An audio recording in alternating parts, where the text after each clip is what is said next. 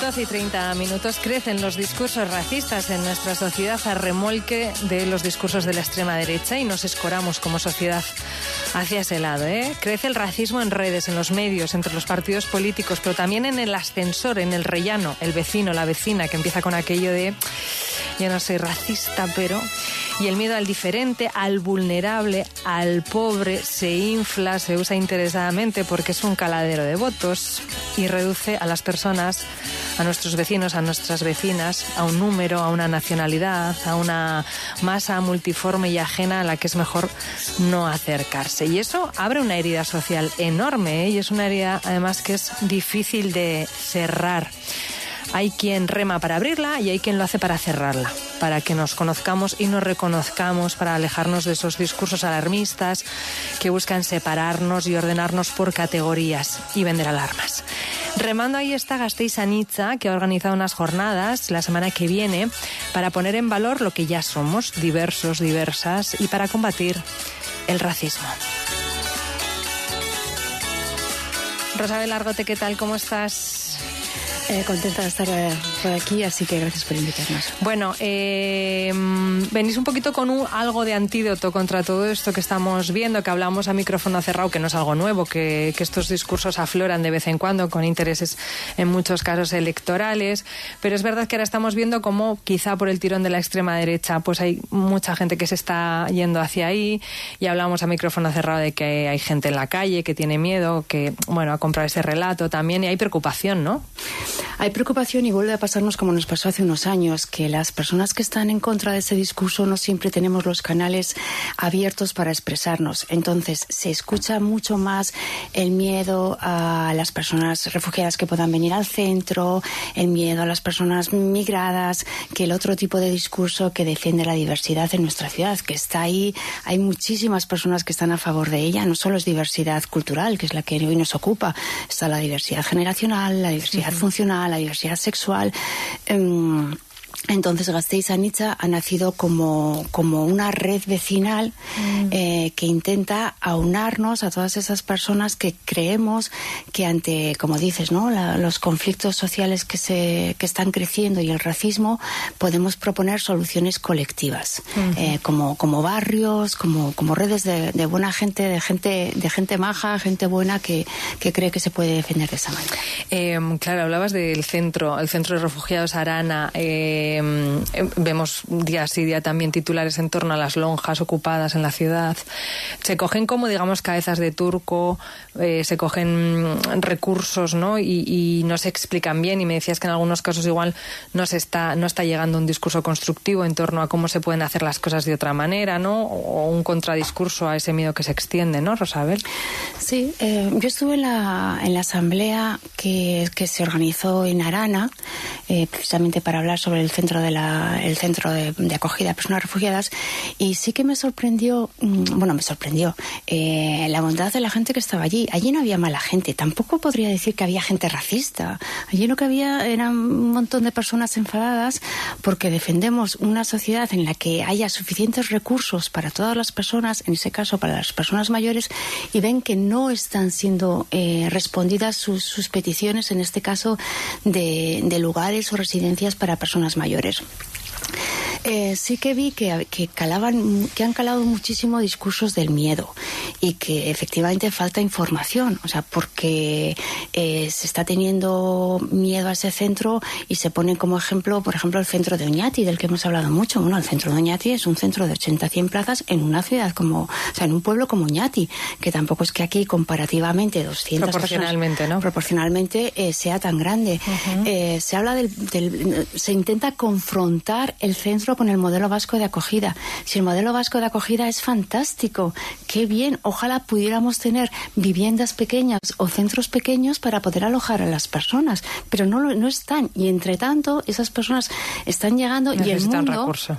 ¿no? Creo que estaréis de acuerdo conmigo en la metáfora del mundo como un volcán que está expulsando a un montón de personas refugiadas, y tenemos la obligación de acoger. Ya no solo es una cuestión de que seamos una sociedad solidaria, sino que desde la Segunda Guerra Mundial los estados han firmado convenciones para acoger a las personas que vienen de las guerras, y tenemos esa obligación.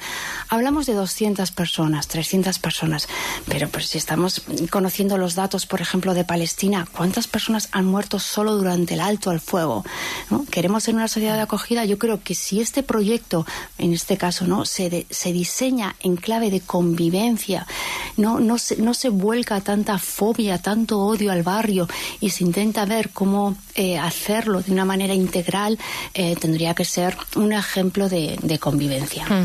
Esto partió, si no me equivoco, Rosabel, de Coronación, donde se intentó entretejer barrio precisamente, ¿no? Y se vio la oportunidad de exportar ese modelo al resto de la ciudad y de hacer algo que fuera más, que estuviera más presente en las diferentes zonas, ¿no? ¿Cómo surge este Gasteiz Anitza y estas jornadas también? Claro, surge precisamente de ese deseo de crear esa red, casi como una red de raíces subterráneas, solemos utilizar esta metáfora, que estamos unidas entre los diferentes barrios, porque son muchos los conflictos, pueden ser lo que comentas, ¿no? Conflictos en las lonjas. Claro, que en las lonjas se está trabajando, perdona que te interrumpa, sí, para ver, más allá de lo que pueda suscitar la lonja, ver qué necesidades tienen las personas que están en esa lonja, si hay canales de ayuda públicos, no públicos, que puedan, que puedan beneficiarles, que decir, ir un poquito más allá, ¿no?, de lo que a priori igual puede ser ese titular un poco nocivo, ¿no? Y definir junto al barrio, que desde el propio barrio salga una especie de protocolo. ¿Qué hacer en un barrio cuando surge algo así? Vale. O sea, qué mecanismos activar, cómo pedir, qué recursos, ¿no? Eso es, y que luego ese modelo sea extrapolable a todos los barrios, porque es utópico pensar que en un barrio no va a haber convivencia, o sea, no va a haber conflictos. Si te vas a vivir con una persona, ¿y cuánto tiempo tardas en tener un conflicto? Los conflictos no son negativos per se, lo negativo es cómo se gestionan. Entonces, en este aprendizaje entre los diferentes barrios se puede aprender mucho y se puede ver la importancia, ¿no?, insisto, en gestionarlos desde lo comunitario. Venga, vamos con las jornadas, que son la semana que viene, viernes y sábado, que arranquéis con experiencias en marcha en Gasteiz, con la trayectoria del movimiento feminista Gasteiz y con otra propuesta de la que nos va a hablar ahora nuestro siguiente invitado. Danos una pinceladita, ¿cómo vais a empezar? Pues sí, empezamos con la puesta en común de experiencias que ya están en marcha en Gasteiz, porque el objetivo de las jornadas es poner en diálogo a los diferentes grupos, colectivos, asociaciones que están haciendo cosas aquí y fuera de aquí. Sergio García, profesor de la Facultad de Trabajo Social de la UPV-HU. ¿Qué tal? ¿Cómo estás? Buenos días, gracias. Bueno, vosotros vais a hablar de algo que yo no sé si se conoce mucho. Yo cuando me pongo a preparar estas jornadas y descubro lo que estáis haciendo, me pareció muy, muy, muy interesante, porque estáis atendiendo algo que está ocurriendo ya, que hablaba Rosabel antes de las personas que están siendo expulsadas de muchos lugares del mundo y que están llegando, y que eso es una realidad que podemos negarla o podemos asumirla e integrarla, y vosotros estáis haciendo un poco esa labor de intentar ver cuál es la radiografía y qué se puede hacer. Vais a hablar de una experiencia que llega de la mano de la plataforma Sareak Hosten y de la propia Facultad de Relaciones Laborales y Trabajo Social de la UPV, y que responde, lo primero, a algo que detectáis, que es cada vez llegan más chavales, menores, no acompañados a nuestra ciudad, ¿no? Cuéntanos. Se trata de conocer una realidad que estamos viendo que es emergente y cada vez más relevante socialmente, y se trata de un proceso de investigación colaborativo para conocer cuál es la situación fundamentalmente de personas jóvenes, migrantes que han migrado a Vitoria-Gasteiz sin el acompañamiento de sus familias. En general estamos hablando de personas que vienen desde el norte de África, pero sin embargo, frente a cierta imagen que se proyecta de ellos, nuestro enfoque enseguida ha visibilizado la necesidad de identificarlos, en primer lugar, frente a la homogeneidad, que se proyecta de que son un todo y con unas características comunes. Punto, ya está, ¿no? Eso es, diferentes. Una heterogeneidad que supera esas etiquetas en cuanto a países de procedencia, itinerarios migratorios, momento vital de llegada al destino, identidades culturales, étnicas y religiosas. Y en segundo lugar, frente a la imagen asociada a la peligrosidad social, que desgraciadamente los medios de comunicación han colaborado en general a proyectar y vincular fundamentalmente a los problemas, la peligrosidad y la delincuencia, frente a esta idea de tener que conceptualizarlos como objetos de control, lo que nos encontramos es que tenemos una concepción de partida de que son sujetos con derechos.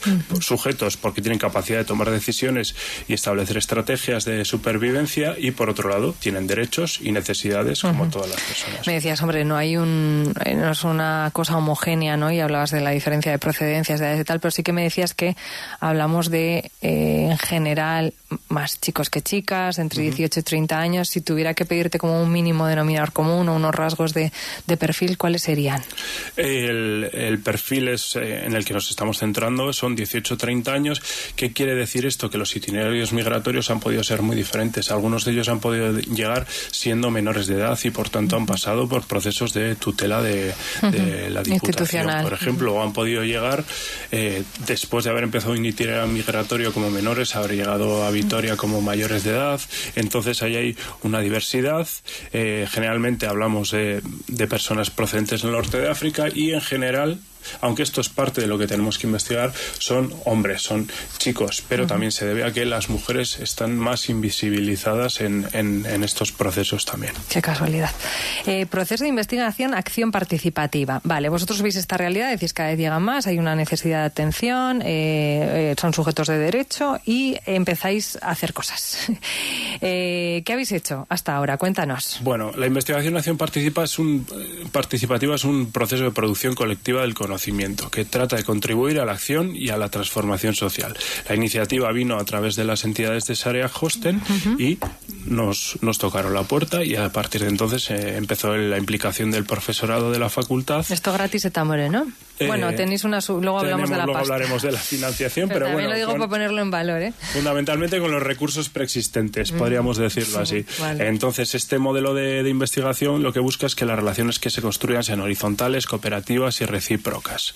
Además, activar la perspectiva comunitaria y apoyar procesos de empoderamiento de todos los sujetos. Y entonces generamos un grupo motor formado por integrantes de la plataforma y por el profesorado. Y entonces hemos llevado a cabo, de momento, un proceso de investigación en varias fases. La primera fue la aproximación a la realidad de las entidades sociales, a través de dos técnicas fundamentales. La primera es el mapeo de entidades sociales, a través de un cuestionario de elaboración propia, distribuido entre diferentes entidades del tercer sector y recursos públicos, que pasamos unos 16 cuestionarios para poder identificar de manera concreta la red de entidades y recursos que intervienen y si existe o no conocimiento, interrelación y coordinación entre todos estos recursos.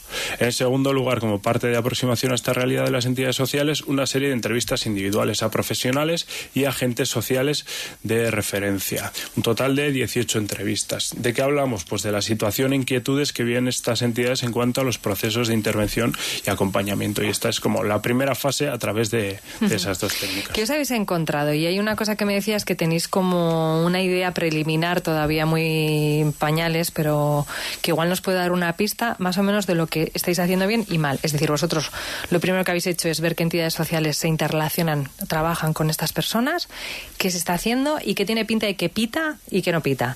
¿Cuál es la foto? Exactamente. Lo importante que hay que recalcar es que es un trabajo en proceso y que entonces tenemos unos resultados preliminares, pero que la propia filosofía de la investigación acción participativa exige que sean compartidos en un proceso de contraste constante. Entonces, ¿qué tenemos hasta ahora? Algunos resultados. Para empezar, en relación con lo que decíamos al principio, un dinamismo de la realidad con la que se encuentran las profesionales.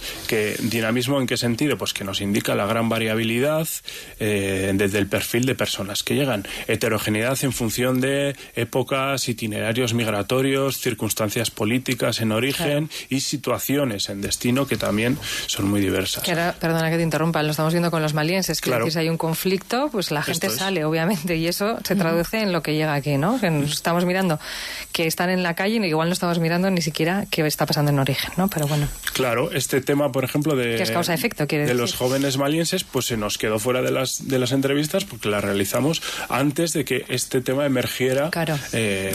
Entonces, pues esto ya nos habla del dinamismo de la realidad. Por otro lado, este dinamismo también lo que incide es que hay una incertidumbre muy grande entre los profesionales y entidades que atienden en cuanto a disponibilidad de recursos, de financiación y, por tanto, a la continuidad de los proyectos que están llevando a cabo y que son muy importantes.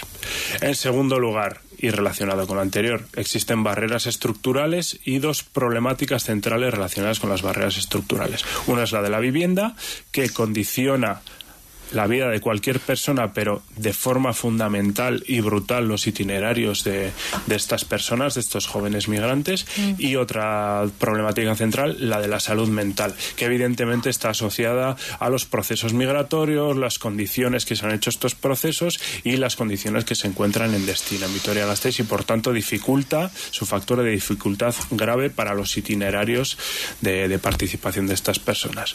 Por otro lado, tenemos algunas claves en torno a los procesos de lo que llamamos la intervención social o el acompañamiento social a estas personas.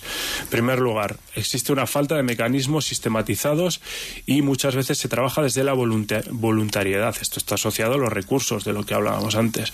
Por otro lado, existe una importancia vital de los vínculos personales como factor de éxito entre personas referentes y profesionales con estos y estas chavales. Los vínculos personales son básicos. O sea, si se vinculan con gente del entorno, si se vinculan con nosotros y nosotras, ¿no? Con los que estamos aquí, es más fácil que la cosa vaya bien. Y sobre todo con ciertas personas de referencia que participan en estas entidades o que pueden participar en estos procesos. Y por eso, en ese sentido, es muy importante la participación de personas migradas que han pasado por experiencias similares en los procesos, o sea, referentes, de atención. ¿no? Personas referentes que puedan entenderles o sienten que les entiendan, ¿no? Eso es, que perciban como más próximos y como figuras de referencia más próximas. Por otro lado, la importancia del potencial de las actividades deportivas, sobre todo a través de los deportes de equipo, como catalizador de los procesos y de la participación de los chavales. Es muy relevante, por ejemplo, los partidos de fútbol en el campillo, ¿vale? Que esto parte de los propios intereses, son actividades de goce, de disfrute, pero son mucho más que eso, son actividades de vinculación y de referencia. Habéis hecho también un taller formativo de fotografía con los chavales, que sacan sus fotos sobre lo cotidiano, que luego las comparten.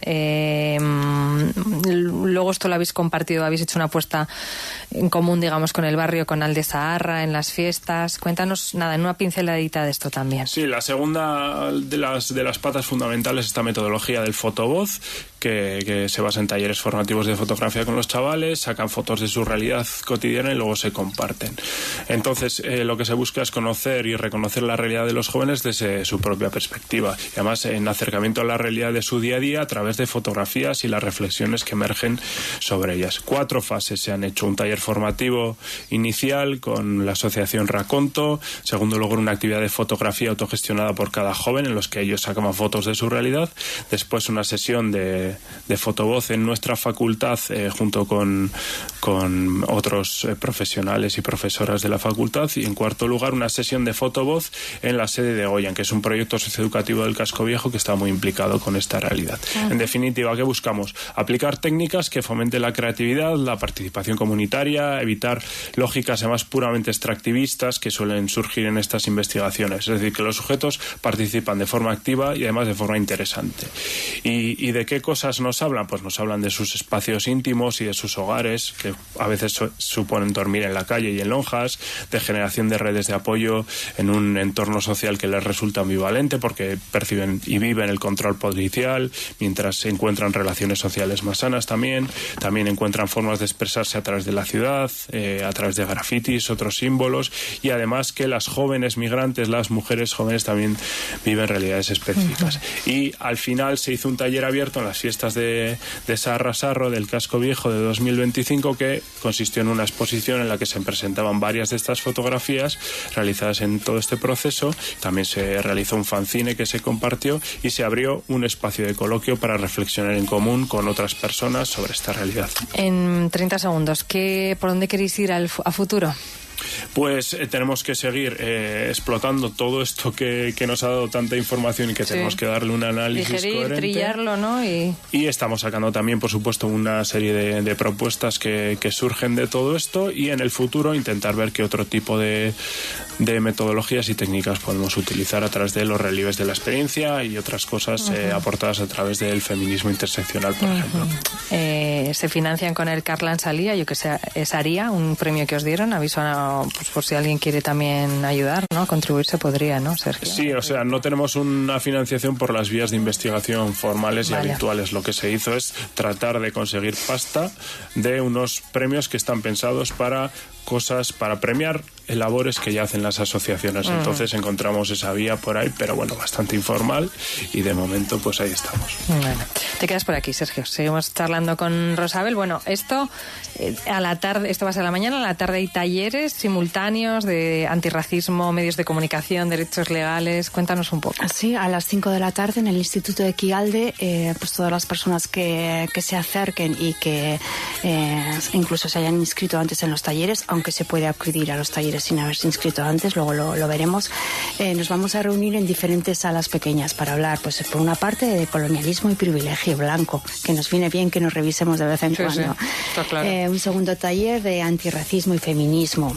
Un tercer taller sobre medios de comunicación, porque también a veces se tiende a hablar sobre que los medios reproducen estereotipos, prejuicios, y no siempre se dan las pautas oportunas para hacerlo de otra manera. Un cuarto taller sobre explicación de términos legales. A veces, ¿no?, que comentabas tú, Sergio, las identificaciones policiales por perfil étnico. ¿Qué es eso? ¿Te pueden parar por la calle por ser, por ejemplo, negro? Y luego un último taller sobre ocupación, seguridad y miedo. Eso será el viernes de 5 a 7, 8... O lo que venga. Y luego reanudáis el sábado 15 en Aldabes a las 10 con una mesa que va a reunir diferentes experiencias. Bueno, ahora vamos a hablar con una de ellas muy potentes, Rosabel. Sí, la idea, como comentábamos al principio de la entrevista, es conocer lo que se está haciendo aquí, pero también conocer lo que se está haciendo en otros lugares, porque a veces intentamos innovar pensando cómo podemos resolver este conflicto social, cómo podemos resolver este brote de xenofobia o de extrema derecha. Pues igual lo están haciendo en otra ciudad, en otro municipio. Sí.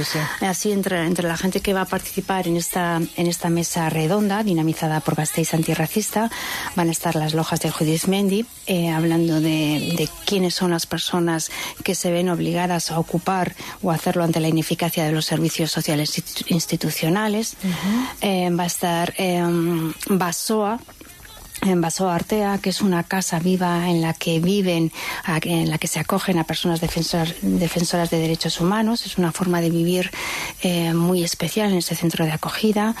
Va a estar Yacus, Yo Acuso, que van a contar pues cómo están procediendo 7 activistas que fueron encausados por ayudar a cruzar a 36 migrantes que corrían con la corrica entre Irún y Hendaya.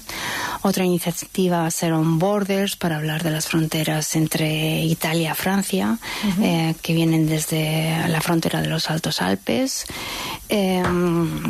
Luego van a estar la asociación Exmenas, con la que creo que vamos con la que vamos a hablar ahora, sindicato Top Manta Barcelona, que además de ser un sindicato lanzó hace un tiempo una marca de ropa social y solidaria, que creo además que tú tienes una camiseta de una sudadora. Esas de Mantera, sindicato de Mantera. Van a venir desde Barcelona para contarnos cómo darle la vuelta y cómo no tener miedo y no instrumentalizar a las personas que hacen Top Manta.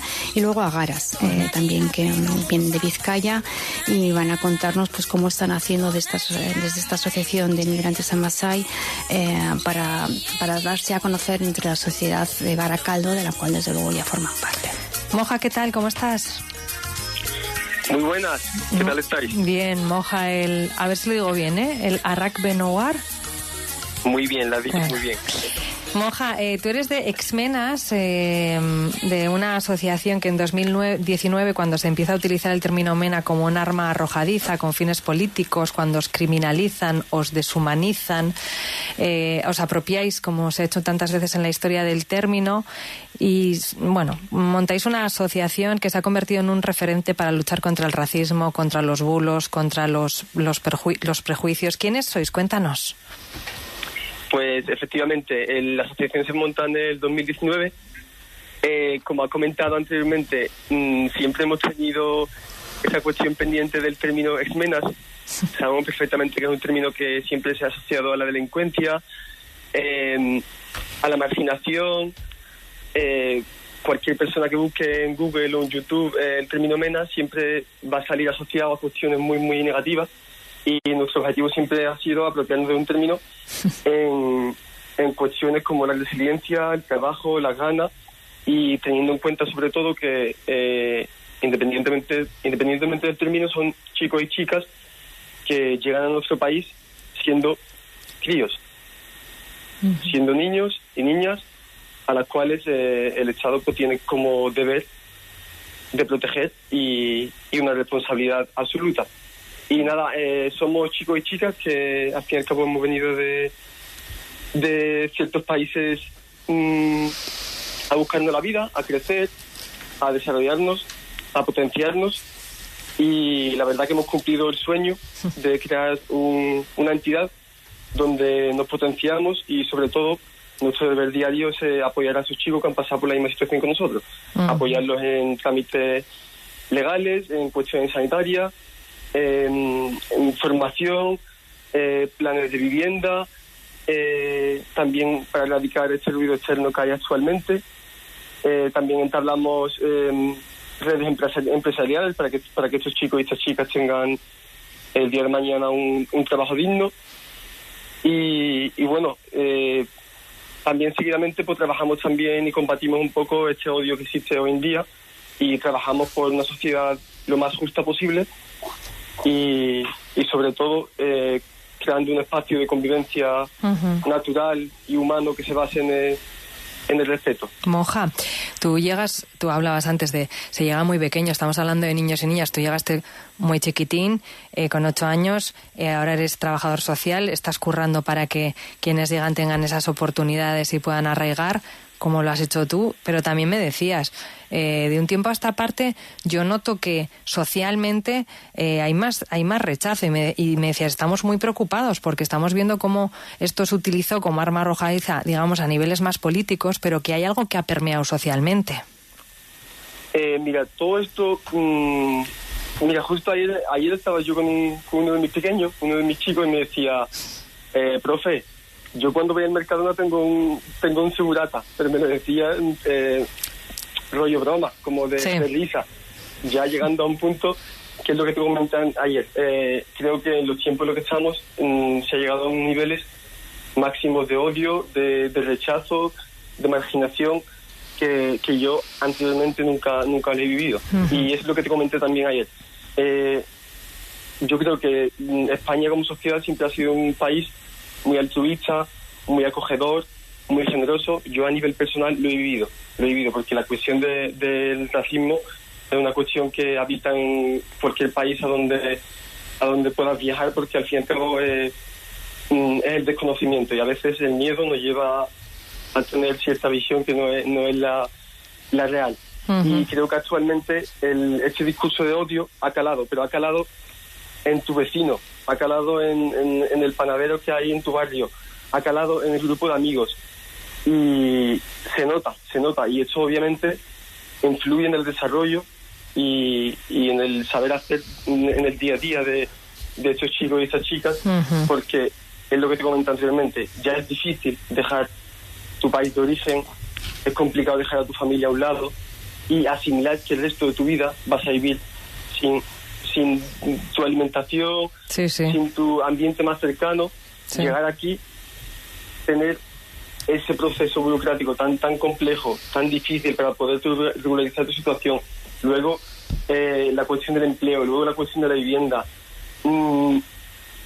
y recibir ese rechazo por parte del vecino, pues obviamente eso influye también a nivel más sentimental, a nivel más personal. Sí, sí. Y estamos hablando también de esas cuestiones emocionales que a veces no, de la salud mental, que a veces no lo tenemos en cuenta. Sí, para que me entendáis. nos lo comentaba antes Sergio Moja, se nos acaba el tiempo. Estaríamos hablando un ratito más contigo, pero bueno, a ver si tenemos ocasión en otra vez. Un beso muy fuerte, que vaya bien. Muchísimas gracias por todo. Gracias conoceros. Chao. Las actividades, Rosabel, 2 segundos, son gratuitas, aunque se puede inscribir, ¿no? De hecho, recomendáis inscribir. ¿Cómo podemos hacerlo? En las redes sociales de Gasteiz Anitza, en el teléfono 647-200-959. El sábado a las 2, frente al Centro Cívico Aldave, habrá una música y aperitivos, porque la diversidad hay que celebrarla, además de denunciar el abandono institucional y los discursos políticos que incendian. Y luego, a partir de las 8, conciertos en el Gaztetxe. Agur, Rosabel. Agur, Sergio.